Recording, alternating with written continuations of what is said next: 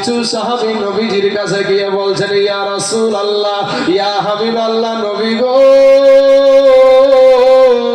ওগো নবীজি, আপনার পিছনে নামাজ পড়া একজন সাহাবী যার নাম হলো আলকামা, ওই আলকামার জবান দিয়ে কালেমা বের হচ্ছে না গো নবীজি, এখনই যেন মওত হয়ে যাবে, এখনই জানি তার রূহটা বের হয়ে যাবে। ওগো নবীজি, বিষয়টা কি বুঝতে পারছি না, কিন্তু আমরা না বুঝতে পারি, আমার নবী বুঝতে পারে। জোরে বলেন সুবহানাল্লাহ। আমার নবী বলছেন, সাহাবারা গো, আমার আলকামার আব্বা মা কি বেঁচে আছে নাকি?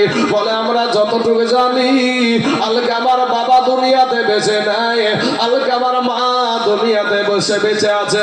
এবার আপনার নবী, আমার নবী, ওই আলকামার মার কাছে টুকটুক করে চলে গিয়ে বলছে, মা, মা গো, আপনার বেটা আলকামাকে আপনি ক্ষমা করে রাগান্বিত হয়ে আছেন নাকি? আপনার বেটার উপরে আপনি রাগ করে আছেন নাকি? আপনার বেটার উপরে আপনি একটু গুসা করে আছেন নাকি? এবার মা বলছে, এটা ডাক দিয়ে বলে, ইয়া রাসূলুল্লাহ, ইয়া হাবিবাল্লাহ, নবী গো, আমার জান আপনার পায়ের তলে কুরবানি হোক গো নবী, আপনি যেটুকু বলেছেন ঠিক আছে, তবে ওই বেটার কথা আমার সামনে বলিয়েন না। ওই বেটা তার বিবির কথা শুনে আমাকে এমন আঘাত দিয়েছে।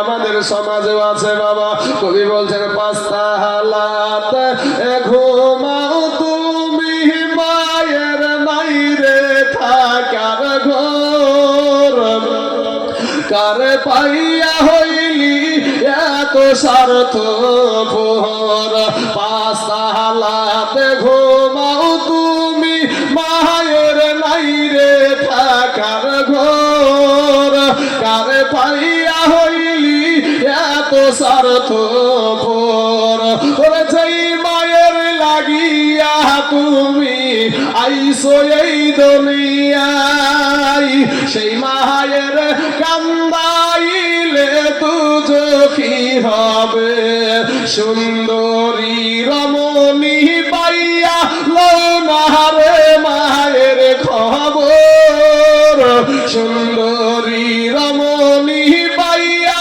লৌনারে মায়ের খবর, কারে পাইয়া হইলি এত স্বার্থপর, পাঁচটা হাতে ঘুমাও তুমি, মায়ের নাই রে থাকার ঘর।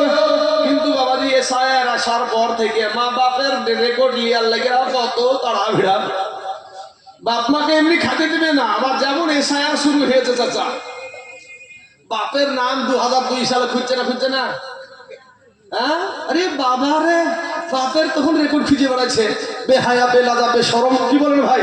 হ্যাঁ, তখন বাপের রেকর্ড খুঁজে বেড়াচ্ছে। আমার বাপ, আমার মা, এতদিন তোর মা কুঠি ছিল, হ্যাঁ, মাকে মা বলে ডাকে না, আব্বাকে আব্বা বলে ডাকে না, তোমার এই মাস্টারিকে কোথা থেকে পেলে? কত শীতের রাত্রিতে তোমার মা জাগরণ করে তোমাকে ঠিক জায়গায় রেখেছে, আর তুমি মা ভিজা জায়গায় থেকেছে, মা বিছানায় শুয়ে মা তোমার জন্য দোয়া করেছে। বাবা, আমি একটা আপনাদের সম্মুখে কথা বলে যাই। আমি জিয়াউল ভাইয়ের বিহায়ের সামনে গল্পটা করলাম, অনেক ভালো মানুষ, তো আপনার এই গল্পটা আপনাদের সম্মুখে বলে যায়। আমি যখন সাতপাড়ার হাফেজ, আমার এই মাজা থেকে নিজ ধরটা পুঙ্গু হয়ে গিয়েছিল বাবা। আমি যখন সাতপাড়ার হাফেজ, এটা আমার সাথে ঘটেছিল, সাতপাড়ার যখন আমি হাফেজ, তখন আমার এই মাজা থেকে নিজ ধরটা পুঙ্গু হয়ে গিয়েছিল। আমাকে দেখে সবাই ভারী হয়েছিল বাবা, কিন্তু যেই মুর্শিদাবাদের জমিনে বর্ডারের কোলে আমার মাকে রেখে এসেছি, আমার মা বাইরে, আমার মা ভারী হয় নাই। আমার মাও মা, তোমাদের মাও মা, কথা ঠিক না ঠিক হয়? হ্যাঁ বাবা রে, আমার মা যেমন আমাকে দেখে ভারী হয় নাই, তোমাদের মাও ওই রকম তোমাদেরকে দেখে ভারী হয় নাই। একটা মায়ের যদি 5টা বেটাও হয়েছে, কোনো বেটার প্যার দেখে মা ভারী হয়নি, কিন্তু মা জননীর পেট দেখে তুমি সন্তান ভাবি হয়ে যাও, কেমন ছেলে তুমি ভাই। শোনা, আমি বলবো ভাই তোমাদেরকে একটা, এখানে আজকে তোমাদেরকে একটা আমি প্রমাণ দিয়ে যাই ভাই। শোনা মানি, একটা প্রমাণ নিয়ে যাও। আজকে যদি কোনো মাকে মা না বলে, আজকে রাতে যাই মা বলে ডাকো ভাই। শোনা, কেউ যদি মাকে মা বলে ডাকো ভাই রে, আমার মা জননীর কলিজা বাবাজি কত যে আনন্দিত হয় এই ডাকটা শোনার জন্য। এতটুক ডাক, মা শব্দটা শোনার জন্য নিজের মা জননী তার স্বামীকে আব্বু ডাক শোনাবো এই আশা নিয়ে নিজের শরীরটা একেবারে সুন্দর শরীরটাকে চাকুর তলে দিয়ে দেয়। কথা ঠিক না ঠিক আছে চাচা? চাকুর তলে দিয়ে সিজার করে, তারপরে বলে ডাক্তার গো আমার সন্তানের যেন কিছু না হয়, আমার সন্তানের যেন কিছু না হয়। মা ডাক শোনার জন্য এত পাগল, আর সেই মহিলাকে, সেই মাকে তুমি মা বলে ডাকো না। ভাইরে যুবক শোনা, আমি তোমাদেরকে একটা প্রমাণ দিই। আজকে এই বাজার থেকে বেশি লাই তুমি একটা মিষ্টি কিনবা, কিন্তু তার আগে একটা কথা বলি, শ্বশুর বাড়ি যাবেন তো শ্বশুর বাড়িতে যদি যাই, দুইটা যদি মিষ্টি, মাত্র দুইটা মিষ্টি যদি চাচা নিয়ে যাওয়া যায়, সালাই ভাজ বুঝেন আপনারা না কি বলেন গো?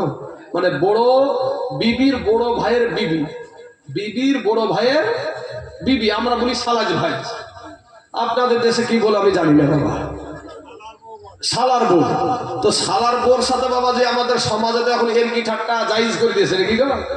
আমাদের সমাজে এটা করেছে কি? ইসলাম জায়েজ করেনি, ইসলাম ধর্ম জায়েজ করেনি, এদের থেকে বেশি দূরে থাকতে বলেছে।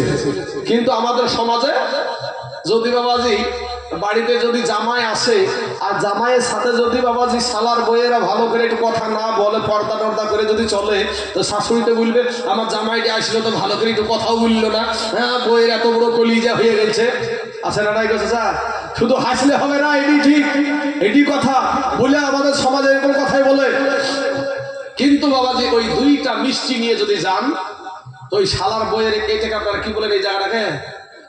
আমরা কহিনিয়া বলি, হ্যাঁ কইনি, কোনই কোনই কোনই, তো কোনই হোক আর কহিনিয়া হোক আর কে নিয়ে হোক, তো ওই শালার বইয়ের এই কুইনের গুতা দিয়ে পাঞ্জর খানা করে ফেলবে। কথা বলেন ঠিক না ঠিক? তুমি কাজ পাওনি, দুইটা মিষ্টি লিউটি হেছ। শাশুড়ি আম্মাকেও যদি বিচার দেন যে মা আপনার বৌমা আমাকে দেখেন দেখেন তিনি বিরক্ত করছে, তখন শাশুড়ি আম্মা তোমারও যে কাজ নাই, তুমি আইনে বানা তো আইনে বায়না দুইটা মিষ্টি দিয়ে তুমি কি বিড়ি উঠিয়েছ। শাশুড়ি মাও খুশি না, আর এতগুলা লেগে, এতগুলা না হলে আর পেট ভর্তি হবে না বাবাজি।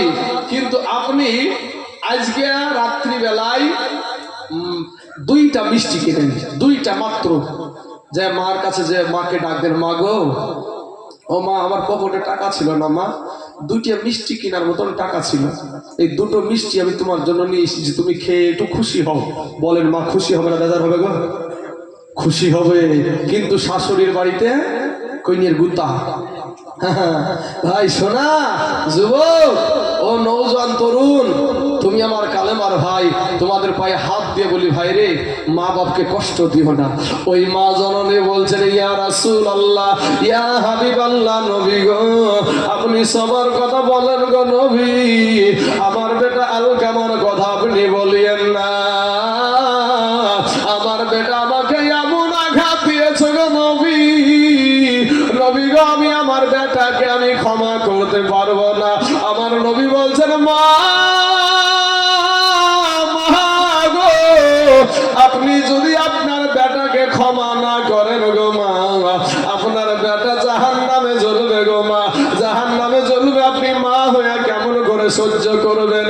মা জননী বলছে ও ইয়া রাসূলুল্লাহ, ইয়া হাবিবাল্লাহ, নবী গো জাহান্নাম। দুরূদে পাক পড়েন আল্লাহুম্মা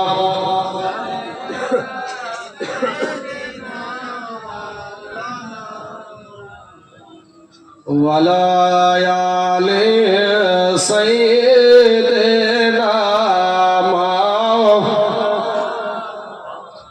সাল্লাল্লাহু আলাইহি ওয়াসাল্লাম ডাক দিয়ে বলছেন ইয়া মা আপনি যদি ক্ষমা না করেন আপনার বেটা জাহান্নামের আগুনে জ্বলবে গো মা, আপনি মা হইয়া কেমন করে সহ্য করবেন? মা জননী বল বলছেন, ইয়া রাসূলুল্লাহ, ইয়া হাবিবাল্লাহ, নবী গো, আমার বেটা যদি জাহান্নামেও জ্বলে, এরপরেও আমি আমার বেটাকে ক্ষমা করব না। আপনার নবী, আমার নবী হযরতে বেলাল রাদিয়াল্লাহু তাআলা আনহুকে ডাক দিয়ে বলছেন, বেলাল রে, ওরে বেলাল, তাড়াতাড়ি করে তুমি এখানে লুকড়ি গুছাও।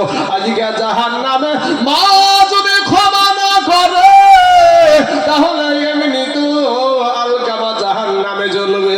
দুনিয়ার জমিনে ওকে আগুনে জ্বালায়া দাও। মায়ের চোখের সামনে বাবা দাও দাও দাও দাও করে আগুন জ্বালিয়ে দিল। আলকামাকে যখন মায়ের চোখের সামনে থেকে বাবা কোলে করে নিয়ে আগুনের দিকে নিয়ে যাচ্ছে, মা জননী টুক টুক টুক টুক করে তাকাচ্ছে। বাবা আলকামাকে অসুস্থ শয্যাশায়ী অবস্থায় রয়েছে, কোলে করে নিয়ে আগুনে ফেলতে নিয়ে যাচ্ছে। এমন সময়তে মা দেখছে এমন ভাবে আগুন জ্বলছে, আগুনের আশেপাশে ভিড়া যাচ্ছে না, কাছেও যাওয়া যাচ্ছে না। বাবা মা জননী চিন্তা করছে, আরে আজ 2 মাস 10 দিন পেটে ধরা আমার সন্তান, আজকে আমার 10 মাস পেটে ধরা সন্তান, 2 বছর বুকের দুধ খাওয়া সন্তান, আমার বেটাকে আগুনে ফেলাইয়া দেবে। আমার বেটা আগুন থেকে বলবে, মা বাঁচাও গো মা, আমি কেমন করে সহ্য করব। সঙ্গে সঙ্গে আমার নবীর কদমে পড়ে গিয়া বলছে, ইয়া রাসূলুল্লাহ, ইয়া হাবিবাল্লাহ, নবী গো, আমার কলিজার টুকরা নয়নের পারা, আমার ধনকে আপনি কখনো আমার ছেলেকে আপনি আগুনে ফালাইয়া দিয়েন না। আমি মা জননী সহ্য করতে পারবো না গো নবী। আমি মা আমার বেটা আলকামাকে আমি মাফ করে দিলাম। জোরে বলেন সুবহানাল্লাহ। সঙ্গে সঙ্গে বাবাজি আলকামার মুখ দিয়া বেরিয়ে গেল কালেমা লা ইলাহা ইল্লাল্লাহ, লা ইলাহা ইল্লাল্লাহ, মুহাম্মাদুর রাসূলুল্লাহ সাল্লাল্লাহু আলাইহি ওয়াসাল্লাম। বাবাজি আমার সোনা মানিকের, আমার ভাই জানেন আগো, ও আমার আব্বা জানেন, আমি 2টা বিষয় নিয়ে আপনাদের কাছে আলোচনা করলাম। কি? একটা হলো মুসলমানদের আদর্শ। চোর কোনদিন, এ মুসলমান ভাইয়ের আমার বাবারা, যত মানুষ আছেন ধর্ম বর্ণ নির্বিশেষে যত মানুষ আছেন ভাই, চোর কোনদিন নামাজি হয় না, আর নামাজি কোনদিন চোর হয় না। ঠিক না ঠিক ভাই? চোর কোনদিন নামাজি হয় না, আর নামাজি কোনদিন চোর হয় না। কথাটা ওটা তো আছে। ওটার জন্য আল্লাহ কোরআনে বলতেন, ফাওয়াইলুল লিল মুসাল্লিন, লোক দেখানো যারা নামাজ পড়ে তাদের জন্য আমার আল্লাহ পাক রেখেছে বড় আযাব, ওয়ালাহুম আযাবুন আযীম, বড় আযাব রেখেছে। বাবা নামাজ যখন পড়বেন নিজেকে একেবারে গোলাম। একটা মানুষ জজ সাহেবের কাছে, আদালতে যদি একটা মানুষ গিয়ে দাঁড়ায়, আদালতে গিয়ে যদি একটা মানুষ জজ সাহেবের সামনে দাঁড়ায়, কেমন তার ভিতরটা করে, আর কেমন ওই আসামিটা কিভাবে দাঁড়িয়ে থাকে, কেমন নম্রভাবে। কিন্তু আপনি যা করলেন কি বাবাজি, ওজুটা ভালো করে করলেন কি করলেন না ঠিক নাই, কোন জায়গায় পানি ঠেকলো কি ঠেকলো না, যায় বাবাজি দেখছেন যে রাকাত তো ছুটিয়ে যাবে, ছুটিয়ে গিয়ে একেবারে বাবা দাঁড়িয়ে গেলেন। ও বাবা নামাজ পড়লে নামাজ পড়ার মতন পড়েন। নামাজ এমন একটা জিনিস, সেটা হলো নামাজের উপহার হলো আল্লাহর জান্নাত। জোরে বলেন সুবহানাল্লাহ। নামাজের উপহার হলো আল্লাহর জান্নাত। সেই জিনিসকে আমরা অবহেলা করি, অলসতা করি। বাবা আপনাদেরকে একটা কথা বলি, কবর এমন একটা জায়গা, কঠিন জায়গা, ওই কবরে একটা সেকেন্ডের আযাব সহ্য করার মতন কারো আমাদের ক্ষমতা নাই। কোন মানুষ যদি একটা বার যদি কবরের আযাব দেখে নেয় ভাই, জীবনে কোনোদিন তার মা জননীকে দাফন করবে না, জীবনে কোনোদিন তার আব্বাকে দাফন করবে না। 500 বছরের রাস্তা জাহান্নামের আগুন দূরে থাকতে আপনার আমার দেহের মাংসগুলা খসে খসে জমিনে পড়ে যাবে। আব্বাজান আপনি যদি মুমিন হয়ে দুনিয়া থেকে যান, ওই কবরটা হয়ে যাবে আপনার জন্য জান্নাতের টুকরা। আর যদি কমির হয়ে যান, তো একটারায় ৭৭ থেকে ৯৯টা বিষধর সাপ আপনার কবরে ছেড়ে দেওয়া হবে। আজ আপনারা মুসলমান কেন, কি কারণে মুসলিম বলা হয় আপনাদেরকে?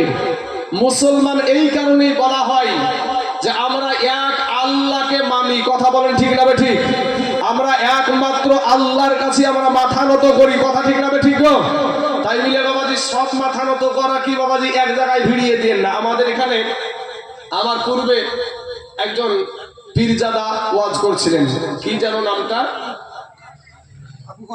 আবু হুরায়রা সাহেব, উনি বায়ান করছিলেন। তো যারা আল্লাহর ওলি হয় এবং মা বাপ দিয়ে বুঝাই, কেউ যদি মা বাপের পায়ে যদি মনে করে এটা আমার মায়ের পা, এটা আমার আব্বাজানের পা, এই বলে যদি চুম্মা খাই, তো আমার নবী বলছে সেই ব্যক্তি আল্লাহর জান্নাতের চৌকাঠে চুমা দিল। জোরে বলেন সুবহানাল্লাহ। এই মাথা নত না। সেজদা করতে 7টা অঙ্গ লাগে। কয়টা অঙ্গ লাগে? 7টা। একটা হলো 2 পায়ের আঙ্গুল হলো, আর একটা হলো হাঁটু হলো, এই 2 হাত। কয়টা হলো? 6টা হয়ে গেল। 2 পা, 2 হাঁটু, 2 হাত। এই নাক আর কপালটাকে একটা বলা হয়েছে। এই নাক আর এই কপালটাকে একটা হয়েছে। যতক্ষণ পর্যন্ত এই নাক আর কপাল জমিনে না ঠেকবে ততক্ষণ পর্যন্ত সেজদা হবে না। হবে সেজদা ততক্ষণ পর্যন্ত হবে না। সেজদা করতে হলে 7টা অঙ্গ জমিনে লাগাতে হবে। এখন বাবাজি মা বাপের পায়ে যদি চুম্বন করতে যায়, যদি বলে কেউ যদি বলে যে মা পূজারী, আমরা মাকে পূজা করি না, মায়ের কদম বসি করি। মায়ের পায়ের মানে কদম মানে হলো পা, কদম মানে হলো পা। তো কদম বসি মানে মায়ের পায়ে চুমা খাই। তো চুমা খাইলে কোনো সন্তান যদি মায়ের পায়ে চুমা খায়, সেই সন্তান কি কোনোদিন মায়ের সাথে খারাপ ব্যবহার করতে পারবে? ভাই কি বলেন? বুঝতে পারছেন না আমার কথাটা? বুঝতে আপনারা মনে হয় পারছেন না। শেষ করে দিই, দোয়া করে দিচ্ছি, আপনাদের আর বিরক্ত করছি না। বাবাজি আমার ভাই জানেরা, আপনাদের মন মস্তিষ্ক দিকে বুঝি ফেলেছি যে আপনারা চাইছেন না।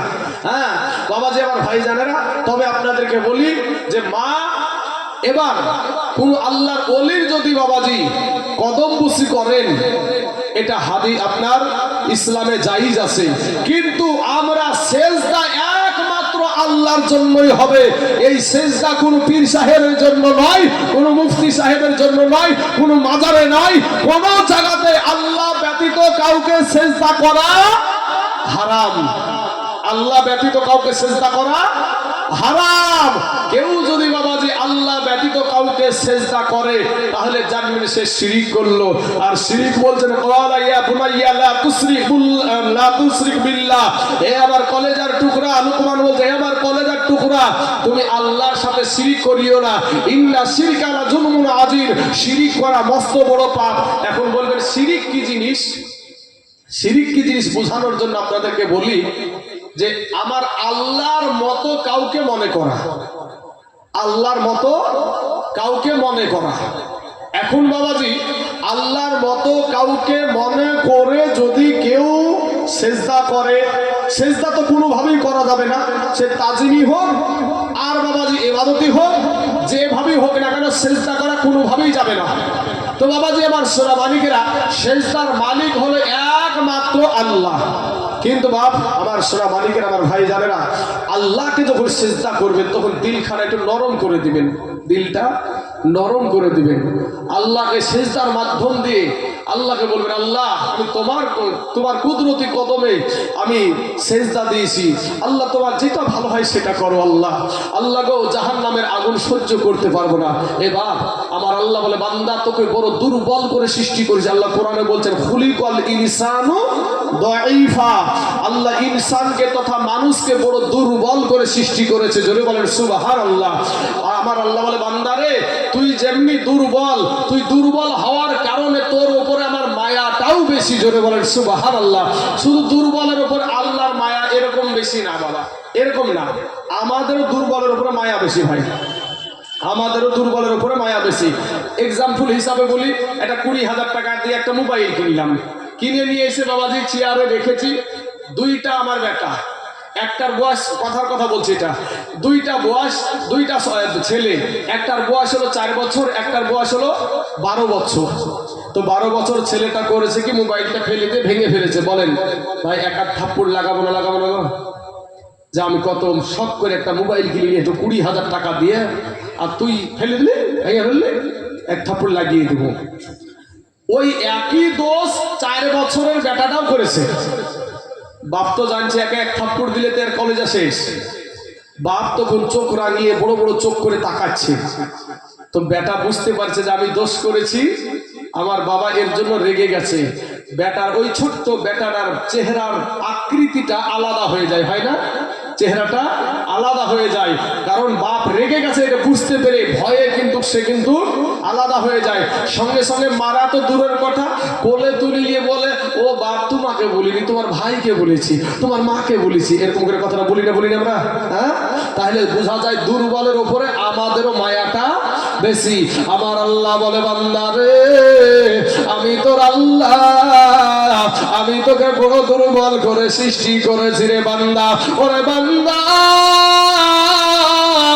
তোর চাইতে শক্তিশালী জীব আমি উটকে বানায় আছি, তোর চাইতে শক্তিশালী জীব আমি হাতিকে বানায় আছি, তোর চাইতে শক্তিশালী জীব আমি মহিষ বানায় আছি, তোর চাইতে শক্তিশালী জীব আমি গরু বানায় আছি, তোর চাইতে শক্তিশালী জীব আমি বাঘকে বানায় আছি। ওরে বান্দা, আমি তোর আল্লাহ, তুই দুর্বল হওয়ার কারণে আমি তোর উপরে মায়া করে আমি ওই শক্তিশালী চোপায়া জানোয়ার গুলাকে আমি তোদের গোলাম বানায়া দিয়েছি। জোরে বলেন সুবহানাল্লাহ। ঠিক বললাম না ভুল বললাম গো? একটা উট মানুষের ইশারায় চলে না, চলে না ভাই? একটা হাতি মানুষের ইশারায় চলে না, চলে না? একটা বাঘ মানুষের ইশারায় চলে, একটা মহিষ মানুষের ইশারায় চলে, একটা গরু মানুষের ইশারায় চলে। কিন্তু বাবা, যেই আল্লাহ পাক এতগুলা জিনিস আপনার আমার জন্য সৃষ্টি করলো, সেই আল্লাহকে আমরা সেজদা করতে রাজি না। সেই আল্লাহ যে হুকুম করেছে সেও হুকুম মানতে রাজি না। যেই নবীর আদর্শতে কোনো ভুল নাই, সেই নবীর আদর্শ মানতে আমরা রাজি না। ভাইজান, আজ আপনার পোশাক, হাইরে পোশাক, মা বোনেদের হাইরে পোশাক, হাইরে টাইট, টু টাইট, কোন টাইট, এই টাইট। বাবাজি রাস্তা দিয়ে যাচ্ছে তো মনে হচ্ছে যেন শ্রীদেবী যাচ্ছে। হ্যাঁ, শ্রীদেবী সাজার খুব শখ। মাগো তোমার যদি মাথা দেখা যায় আল্লাহ জাহান্নামে দেবে, তোমার যদি পেট দেখা যায় আল্লাহ জাহান্নামে দেবে, তোমার যদি পিঠ দেখা যায় আল্লাহ জাহান্নামে দিবে। ও মা, তোমার কোন অঙ্গটা আল্লাহ জান্নাতে দিবে গো? ও মা ফিরে এসো। মাগো তোমাদের কোনো সম্মান ছিল না, তোমাদের কোনো ইজ্জত ছিল না। ওই জাহিলিয়াতের যুগে নারীদেরকে বাবা হাতে বেচা কিনা করা হতো, নারীদেরকে উলুঙ্গা করে নাচানো হতো, নারীদেরকে জিন্দা দাফন করে দেওয়া হতো। আমার নবীজি ওই গর্ত থেকে উঠায়া নারীদেরকে মায়ের জাত বানায়া দিয়েছে। জোরে বলেন সুবহানাল্লাহ। আজ আমরাই নাকি নারীদেরকে সম্মান দিই না। ইসলাম ধর্মে আমার নবীকে একজন সাহাবী গিয়ে জিজ্ঞাসা করছে, ইয়া রাসূলুল্লাহ, ইয়া হাবিবাল্লাহ, নবী গো, আমার থেকে সবচাইতে ভালো ব্যবহার পাওয়ার অধিকার কে রাখে? আমি সর্বপ্রথম কার সেবা করব? বলে তোমার মা জননীর সেবা করো। দ্বিতীয়বার বলছেন, ইয়া রাসূলুল্লাহ, তারপরে কে? বলে তোমার মা। তৃতীয়বার বলছেন, ইয়া রাসূলুল্লাহ, তারপরে কে? বলে তোমার মা। চতুর্থবার বলছেন, তারপরে কে? বলে তোমার আব্বা। বলেন কাদেরকে বেশি সম্মান দেওয়া হয়েছে? মা জননীকে দেওয়া হয়েছে। এই মুসলিম মহিলারা ভাবে যে আমাদেরকে ঘরের ভিতরে পুরি রাখতে চায়। মা, তুমি ঘরের ভিতরে না, তুমি বাইরেও থাকতে পারো, কিন্তু তোমার ঘরটাকে মাথায় করে থাকতে হবে। তাই বলে ওই পাকা ঘর না, তোমার আব্রুটা, তোমার চেহারাটা বা তোমার শরীরটা তুমি সুন্দরভাবে ঢেকে যাও, সুন্দরভাবে ঢেকে যাও। এটাই বলা হয়েছে। তোমাকে বলা হয় জেলখানাতে ঢুকিয়ে রাখা হয় নাই। মা খালারা, ইসলাম ধর্মটাকে ভুল ব্যাখ্যা করে মানুষের কাছে বিকৃত করিও না। মা জননী, এই দুনিয়াটা কিচ্ছু না। মা পাঁচখানা কাফন ছাড়া তোমাকে কিছুই দিবে না। কথা বলেন ঠিক না ঠিক? পাঁচখানা কাফন ছাড়া কিচ্ছু দেবে না। ভাই, কারো দালালি করার দরকার নাই। আজকে যারা দালালি যাদের করছেন ভাই, বলেন তাদের ভিতরে গুনাহ আছে না নাই ভাই? আমরা কি গুনহার ঊর্ধ্বে নাকি রে ভাই? আমরা কেউ গুনহার ঊর্ধ্বে না, আমাদের সকলের ভুল আছে, কিন্তু আমাদের নবীজির আদর্শতে কোনো ভুল নাই। ওই নবীজির আদর্শের মালাটা গলায় পরিয়ে নেন, আমার আল্লাহ আপনার জীবনের গুনহাকে মাফ করে দিবে। জোরে বলেন আমিন। বাবাজি, আমার সোনা মালিকের, আমার ভাই জানারা, আমি আপনাদেরকে অনেকক্ষণ কষ্ট দিলাম। আমি অনেক দূর থেকে বড় ক্লান্ত শরীর নিয়ে এসেছি, তবে জিয়াউল ভাই উনি যথেষ্ট আপনার মেজবানি করেছেন, আলহামদুলিল্লাহ খুশি। এবং ওনার একজন বিহাই সাহেব অনেকক্ষণ যাবৎ কথা বলেছি। আব্বাজান, আমি আপনাদেরকে একটা কথা বলে যাই ভাই, বিশ্বাস রাখিয়েন আল্লাহর উপরে, যতই যে যাই বলুক না কেন, যদি আপনার বিশ্বাস আল্লাহর উপরে থাকে, রাখে আল্লাহ, মারে আল্লাহ, তাকে বাঁচাই কে? ফেরাউন 3 দিক থেকে মুসা নবীকে ঘেরাও করে ফেলেছে বাবা। আরে একদিকে নদী, একদিকে কি নদী, পালানোর কোনো রাস্তা নাই। আমার আল্লাহ বলে, মুসা তোমার হাতে কি? বলে লাঠি। বলেন পানির উপরে মারো আঘাত। পানির উপরে যখন আঘাত করলো বাবাজি, সঙ্গে সঙ্গে একেবারে বাবাজি 34 নম্বর রোড হয়ে গেল, পানি 2 দিকে সরে গেল। মুসা নবীর যত বাবা সৈন্য ছিল, দলবল ছিল, যারা ইসলাম ধর্ম গ্রহণ করেছিল, তারা উঠে আপনার যখন ওই পারে হলো, এবার এই ফেরাউন মনে করলো আমার বাপের তৈরি করা রাস্তা, আর এই বাপের তৈরি করা রাস্তা দিয়ে যেমন নেমেছে আর পানির মাঝখানে গিয়েছে, বুঝতে পেরেছেন? পানিকে বলছে পানি আগে যেরকম ছিল সেরকম হয়ে যা, আর পানিতে বাবাজি অমনি জমে গেছে, হাত ডুবাডুবো হা করতে করতে ওখানে শেষ হয়েছে। আল্লাহর সঙ্গে যারাই মাস্তানি করেছে, যারাই ইসলামকে মিটাতে চেয়েছে, যারাই বাবাজি ইসলাম ধর্মকে মিটাতে চেয়েছে, তারাই মিটে গেছে। ইসলাম ধর্ম মিটে নাই, মিটবে না, কিয়ামত পর্যন্ত এই ইসলাম থেকেই যাবে। জোরে বলেন ইনশাআল্লাহ।